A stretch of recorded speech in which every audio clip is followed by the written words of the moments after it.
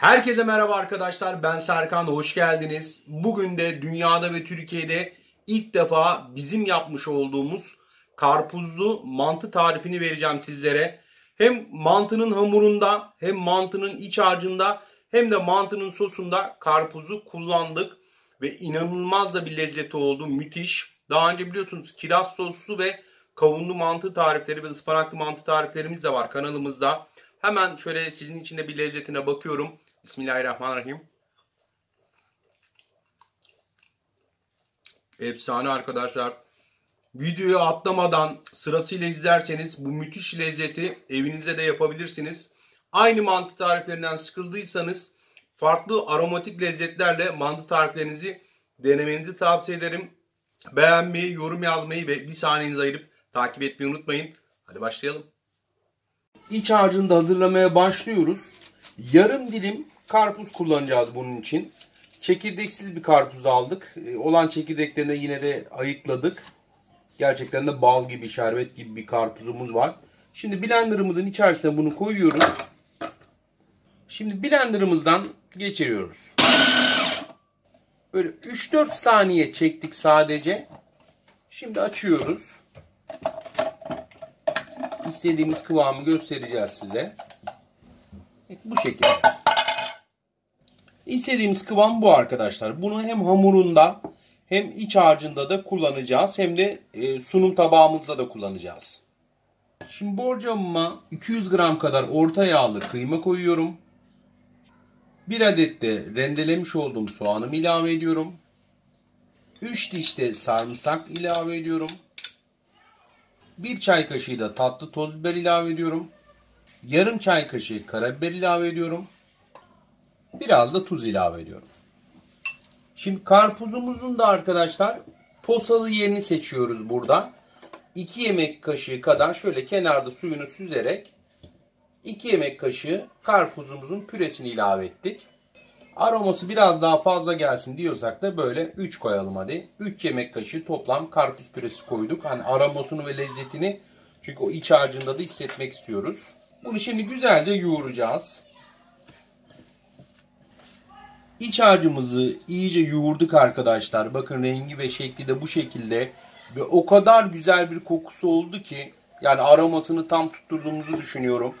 Evde deneyenler olduğu zaman gerçekten çok lezzetli olduğunu siz de göreceksiniz. Mantımızın hamurunu da hazırlıyoruz arkadaşlar. 5 su bardağı unumuzu yine borcamımıza aldık. Mesela bu tarifle mesela diyelim karpuzlu yapmak istemediniz, normal yapmak istediniz. Aynı tarif olacak. Bilginiz olsun. 3 adet de yumurta koyuyorum içerisine. 5 su bardağı un için. 1 tatlı kaşığı kadar da tuz ilave ediyoruz. Çay kaşığının ucuyla da tarçın ilave ediyorum. Şimdi önce bunu iyice karıştırıyoruz. Biraz da yoğuracağız. Ondan sonra da karpuz suyu ve posasından biraz ilave edeceğiz. Çünkü hamurunda da bu lezzeti ve aromayı almak istiyoruz. Şimdi hamurumuzu biraz yoğurduktan sonra blenderdan geçirmiş olduğumuz karpuz püresi ve suyundan 3 yemek kaşığı ilave ediyorum. Şimdi bunu yine yoğuruyoruz. Biraz da su ilave ediyoruz.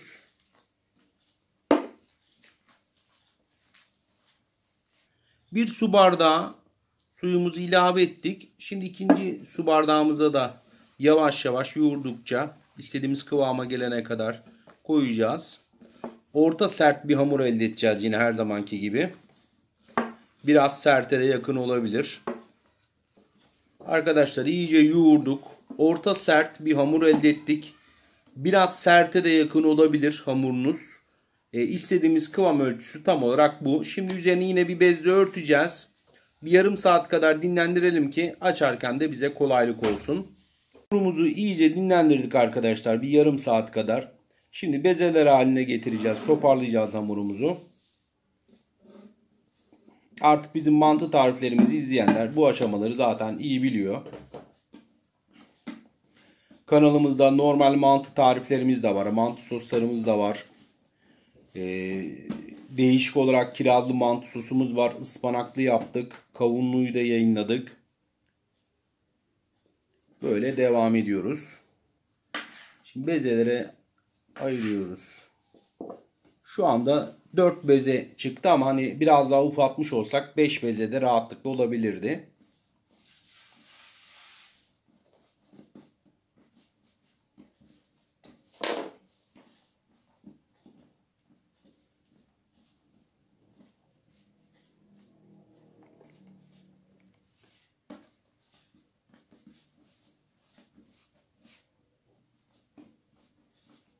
Şimdi biz 4 bezemizi de hazır hale getiriyoruz. Şimdi 3 bezemizi, borcamımızı alacağız. Hem onlar dinlensin. Onlar dinlenirken de biz ilk bezemizi de açmaya başlıyoruz yine. Şimdi ilk bezemizi açmaya başlıyoruz.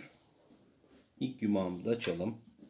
Tabii çoğunuz biliyorsunuzdur da belki şu an videomuzu izleyen daha önce hiç mantı açmamış arkadaşlarımız vardır. Hani onlar için hem örnek olur. Tüm tarifleri böyle detaylı, aşamalı anlatmamızın sebebi herkesi sıfır gibi düşünüyoruz. Belki eksik bilgi vardır, onu tamamlarız. Püf nokta vardır. Bu yüzden her aşamasını gösteriyoruz videolarda arkadaşlar. En azından ilk defa yapan varsa tüm aşamalarını adım adım, saniye saniye görsün diye. O yüzden videolarımızın tamamını atlamadan detaylı bir şekilde izleyin ki her püf noktasını kaçırmamış olursunuz.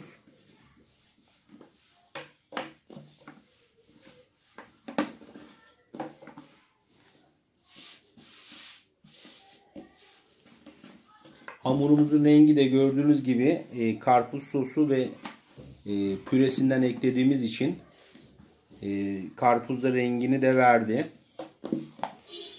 Böyle gayet güzel duruyor. Mesela kirazlı mantı tarifimizi izleyenler bilir. Orada da mesela kirazdan ötürü hamurda böyle nokta nokta şekiller olmuştu. Gayet güzel duruyor yani.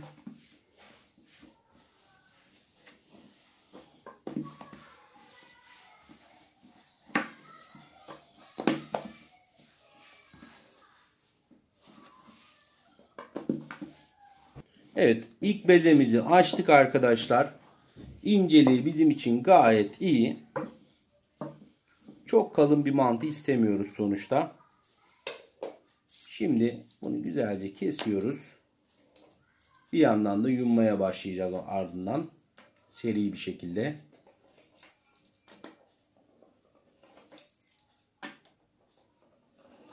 Bakın hamuru da çok güzel oldu. Çok rahat da kesiliyor.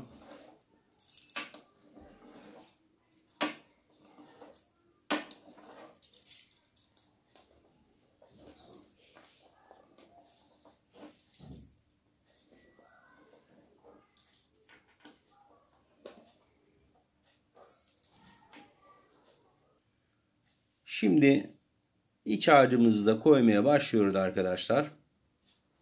Ben de bir yandan yummaya başlayayım. Şöyle evet, baş mantı yumucu Serkan geldi. Evet. Şöyle bakın.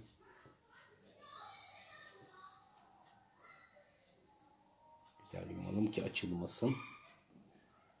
Hem de hızlı ve seri bir şekilde bitsin mantılarımız.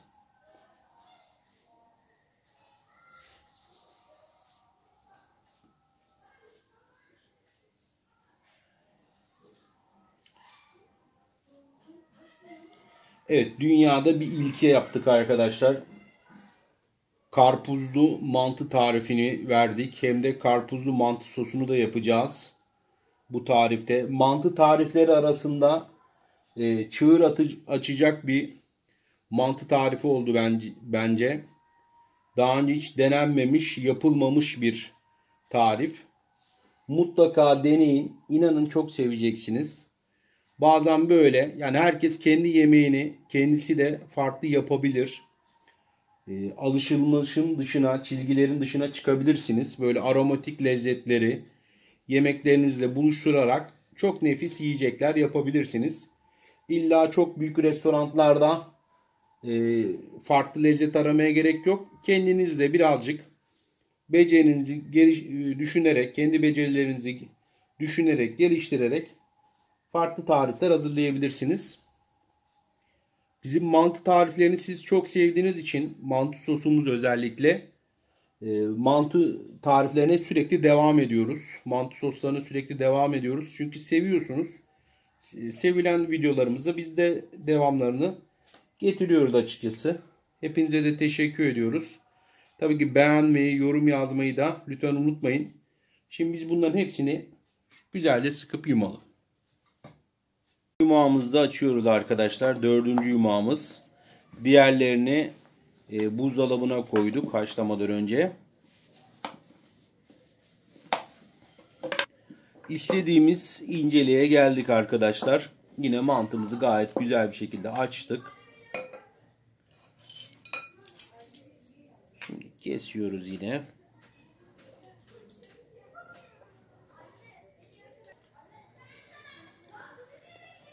Çok minik minik mantı yapmıyoruz. Hani normal boyutta yapıyoruz. Böyle tadı damağımıza güzel yerken gelsin diye. Ama böyle çok çok minik minik de yapabilirsiniz. Hani size bağlı. Evet, iç harcımızı da koyuyoruz. Artık sona geldik. Son yumağımıza acıktık da arkadaşlar. Bir yandan mantı suyumuzu da koyduk. O da ısınıyor.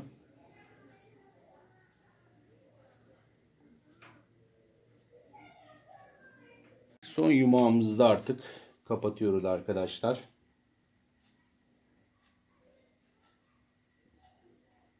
Gayet pratik, kolay, hızlı bir akşam yemeği aslında. Hani kalabalıksanız böyle 4-5 yumak yapabilirsiniz. Ama böyle 3-4 kişiyseniz 2 yumak bile size yeterli gelecektir.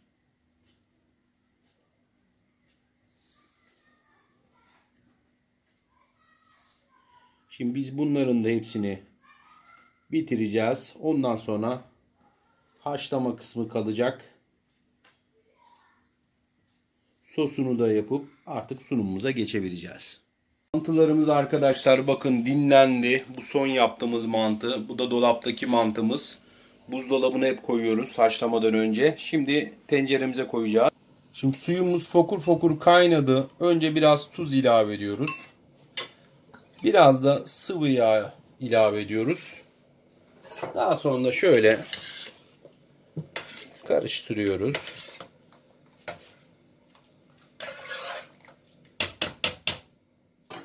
Şimdi mantılarımızı tenceremize koymaya başlıyoruz.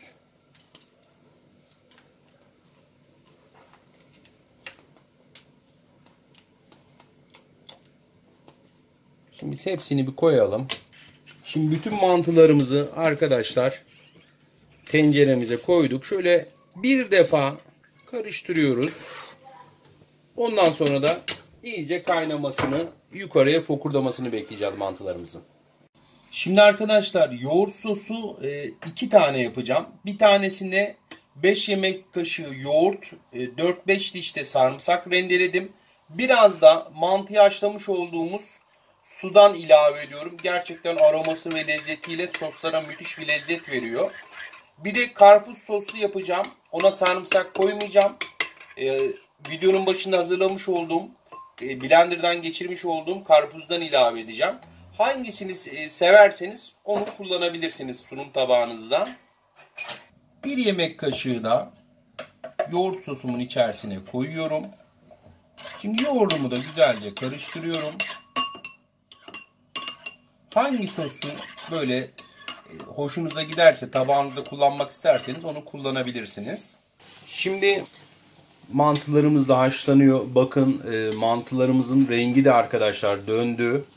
Karpuzdan dolayı, hamuruna da karpuz sosundan koyduğumuzdan dolayı biraz kırmızılaştı. Gayet de güzel duruyor. Mantımızı da arkadaşlar süzdük. Yine sosundan biraz aldık. Salçalı sosta kullanmak için. Şimdi tereyağımızı da eritiyoruz arkadaşlar. Hem mantıda kullanacağız, hem de salçalı sosta. Biraz da sıvı yağ ilave ediyorum salçalı sos için. Şimdi tereyağlarım da eriyor. Mis gibi. Nefis de kokuyor tereyağı bu arada. Şimdi tereyağım eridi. Şimdi tereyağımı da döküyorum. Önce bu tereyağımızı mantımızla iyice karıştıracağız. Tereyağı bütün mantıyla karışsın. Gerçekten muhteşem bir lezzet oluyor bu şekilde. Evet, iyice karıştırdık mantımızı. Tereyağımızı her yerine bulaşmış oldu tereyağı. O lezzeti herkes alabilecek şimdi. Şimdi bir yemek kaşığı domates salçasını da tereyağı ve sıvı yağ eritmiş olduğum kaba alıyorum. Biraz da tabii ki salçamızı kavuracağız. Çok az. Daha sonra da mantı suyundan ilave edeceğim. Şimdi tatlı toz biber de ilave edeceğim içerisine. Miktarı size kalmış. Hani ne kadar istiyorsanız. Şimdi mantı suyundan da birazcık ilave ediyorum. Çok az, çok fazla değil. Daha akışkan bir hal alacak çünkü. Yoğurt sosumuz da öyle daha akışkan olsun diye çünkü mantı suyundan koyduk. Salçalı sosumuz hazır. Şimdi arkadaşlar sunum tabağımı da aldım. Şimdi hazırlıyorum. Önce sarımsaklı yoğurdumla şöyle bir yatak yapıyorum.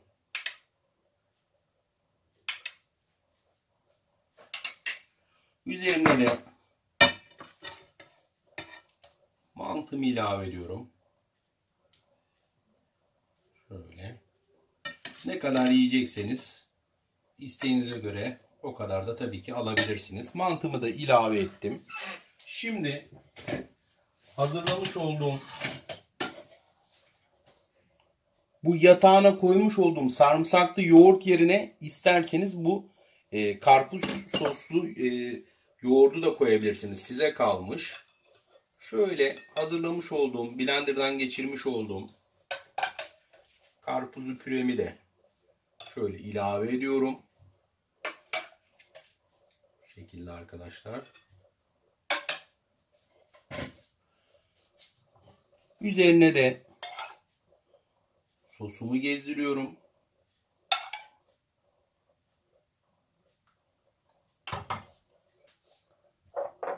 Zevkinize göre arkadaşlar nanemi ilave ediyorum. Biraz pul biber de ilave ediyorum.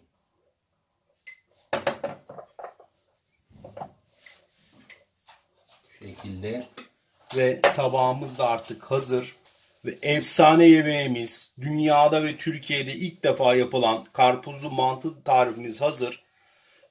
Gerçekten çok güzel gözüküyor. Lezzeti de muhteşem olduğunu biliyoruz. Çünkü daha önce de yaptığımız bir tarif.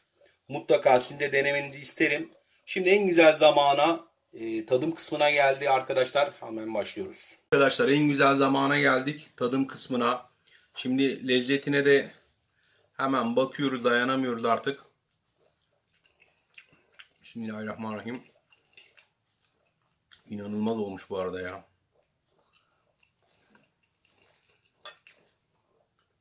Karpuzun o aromasını hem mantının hamurunda hem de içinde hissedebiliyorsunuz. Şöyle bir de sosunu da yaptık biz.